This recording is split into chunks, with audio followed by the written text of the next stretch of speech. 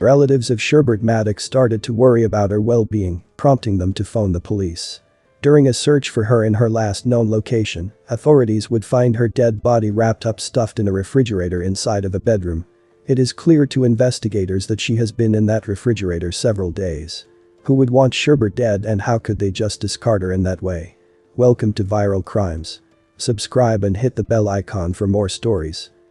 40-year-old Sherbert Maddox was born in Providence, Rhode Island. Strawberry came to be Sherbert's nickname, since it was the fruit that her mother craved the most while she was pregnant with her.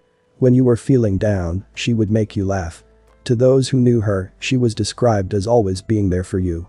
She was constantly smiling, laughing, and having a good time, and she never failed to bring a smile to the face of everyone around her. She was in a relationship with 53-year-old Nathan Cooper. She would often spend time at his apartment.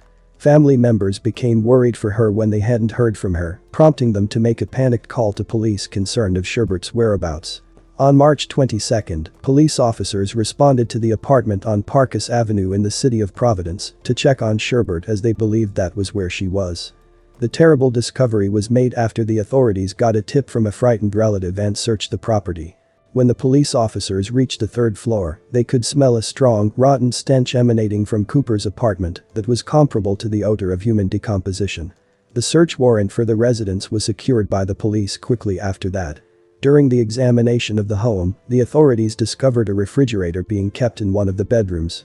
Inside the refrigerator, wrapped within cellophane and blankets, was the dead body of Sherbert. According to the police, she had been shot dead. On the same day, Sherbert's uncle had gotten a phone call from a friend who had informed him that his niece may possibly be in danger. Instantly, he called 911, and officers were sent to Cooper's residence in order to conduct a welfare check. According to other relatives of the family, Sherbert did not live with Cooper at the time, but had previously occupied the same residence. The apartment was searched by the police, and they found a .38 caliber Smith & Wesson pistol, along with a rifle. Authorities believed that the handgun was the murder weapon. Cooper was there when the body of his girlfriend was discovered inside his refrigerator. He was taken into custody and charged with murder in the first degree, possession of a stolen handgun, and carrying a firearm without a valid permit. There were reports that Cooper was an abusive boyfriend. According to his family and acquaintances, he was an aggressive and violent guy, particularly against Sherbert. At the time he committed the murder, he had been granted bail in 3 other drug-related felonies. There had been no emergency calls to the police for domestic violence with Cooper and Sherbert, but Cooper does have a lengthy criminal record that includes charges of drug possession, assault, violation of a no-contact order, and domestic violence committed against a previous partner. Cooper was arrested and later appeared in court, where he was arraigned for Sherbert's murder. He was met by Sherbert's loved ones.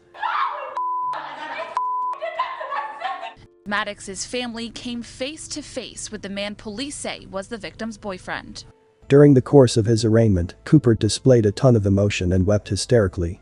The proceedings were forced to be put on hold for the time being. Cooper alleges that on the 16th of March, he and Sherbert were hanging out together and smoking crack cocaine-laced marijuana, and that he killed Sherbert in the restroom that day. Sherbert was reportedly having a shower when Cooper entered the bathroom where she was and shot her in the chest, as stated in the court records. He made the assertion that Sherbert had been losing blood for 2 hours, but he did not contact emergency services because he did not trust the police.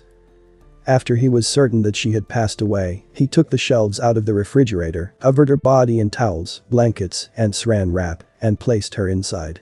He decided to relocate the refrigerator to his bedroom. Cooper hid her remains there until the authorities arrived 6 days later and discovered it. Cooper did not yet provide a motive for the murder.